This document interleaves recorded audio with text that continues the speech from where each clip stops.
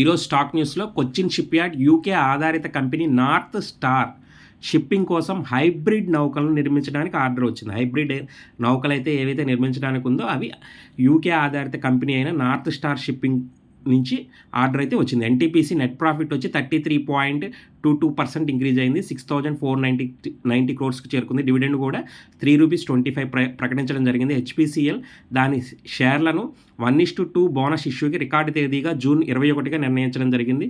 అలాగే Natco pharma net profit 40% increase అయ్యి 386 క్రోర్స్కి చేరుకుంది.